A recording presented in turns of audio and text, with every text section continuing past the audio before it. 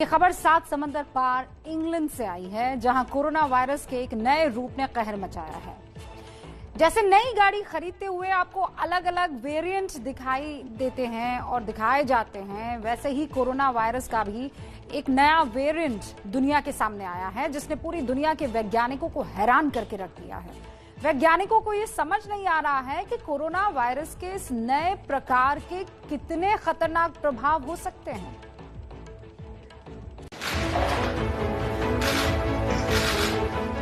सिर्फ 13 दिन पुरानी बात है जब इंग्लैंड ने कोरोना वायरस पर फाइनल प्रहार किया था।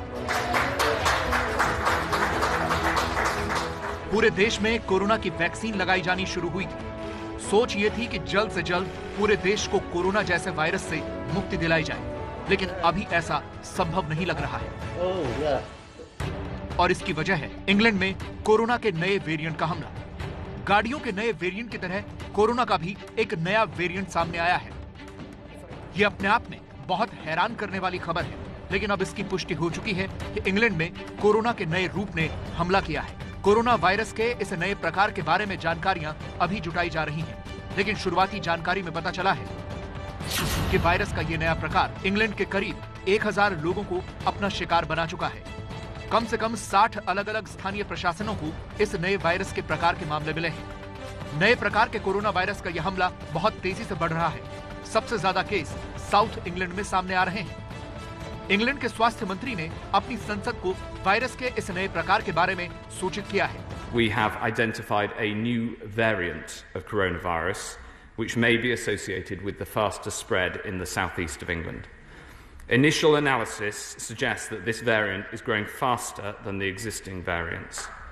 We've currently identified over 1,000 cases with this variant, predominantly in the south of England, although cases have been identified in nearly 60 different local authority areas, and numbers are increasing rapidly.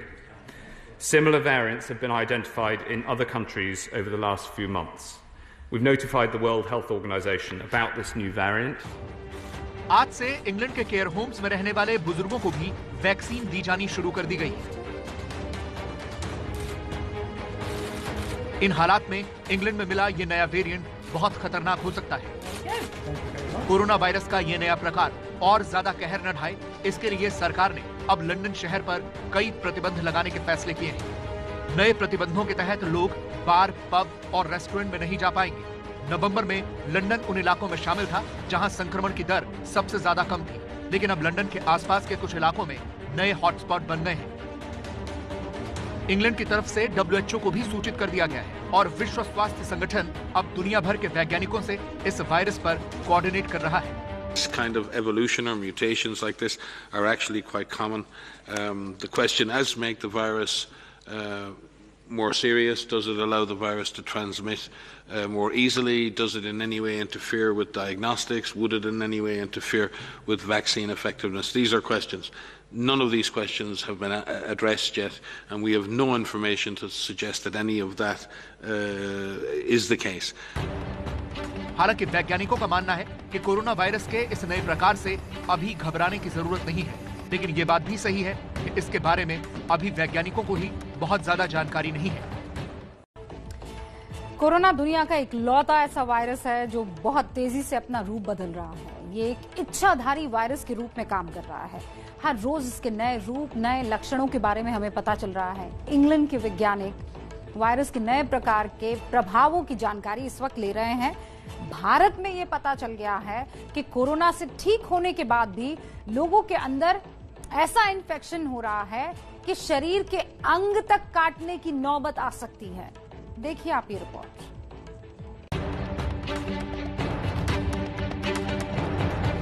ये हैं दिल्ली के sir Gangaram अस्पताल के doctor Manish Munjal. Corona virus से ठीक हो चुके मरीजों पर डॉक्टर मनीष ने एक खतरनाक खुलासा किया है। कोविड से ठीक होने के बाद लोगों में हो रही एक नई बीमारी का खुलासा हुआ है, जिसका नाम है राइनोसेरेब्रल न्यूक्लियर माइकोसिस। ये नई बीमारी एक फंगल इन्फेक्शन की है। ये फंगल इन्फेक्शन नाक से आंख और ब्रेन की तरफ जा सकता है।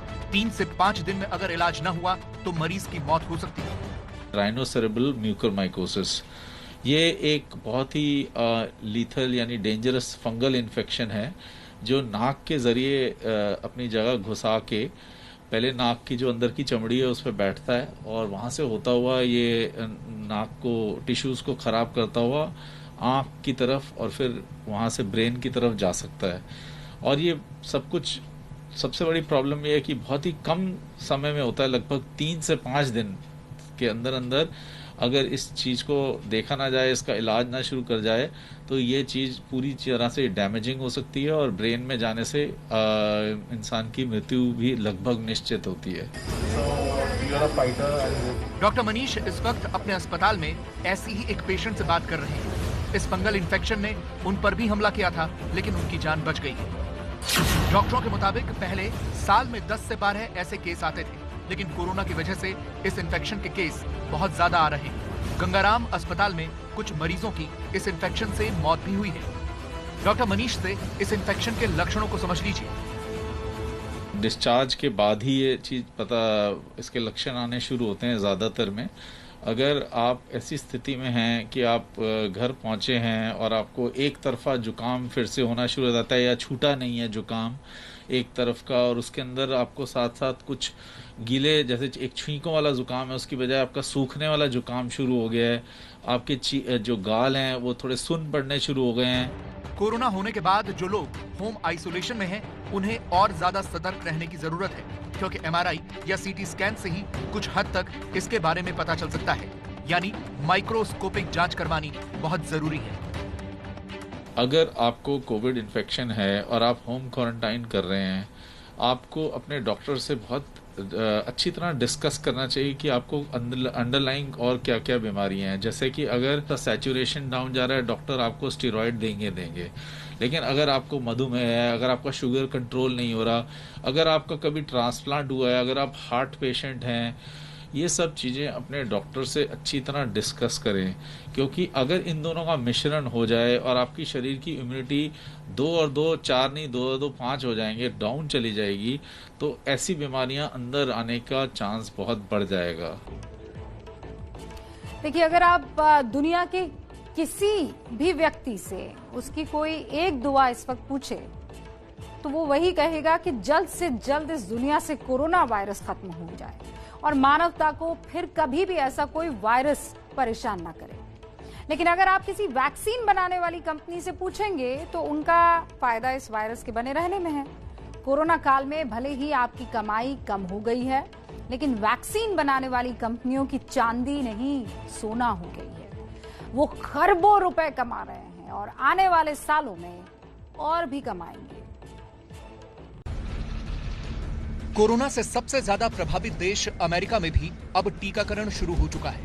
यह सिलसिला ब्रिटेन से शुरू हुआ था।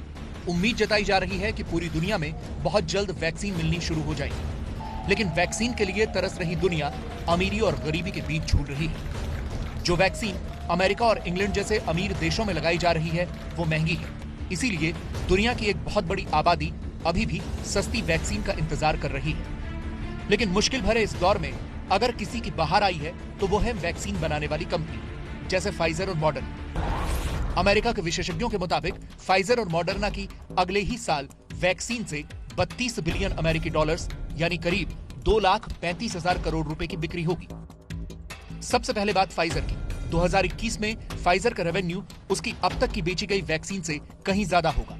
अब तक फाइजर ने निमोनिया की वैक्सीन से 5.8 बिलियन अमेरिकी डॉलर्स यानी 42,679 करोड़ रुपए कमाए थे। 2021 में फाइजर 1,76,000 करोड़ रुपए का रेवेन्यू कमाएगी, जिसमें उसका फायदा 51,489 करोड़ रुपए का होगा। 2022 और 23 में भी फाइजर 68,425 करोड़ रुपए की कमाई करेगी, क्योंकि तब भी दुनिया में कोरोना की वैक्सीन लगती रहेंगी। मॉडर्ना के बारे में 2020 से पहले किसी ने नहीं सुना होगा। पिछले साल इस कंपनी ने सिर्फ 441 करोड़ रुपए कमाए थे, लेकिन मॉडर्ना इसी साल करीब 7,174 करोड़ रुपए का मुनाफा कमाएगी। मॉडर्ना अगले साल 97,000 करोड़ रुपए का रेवेन्यू कमाएगी। मॉडर्ना के शेयर्स में 700% की बढ़ोतरी दर्ज की गई है।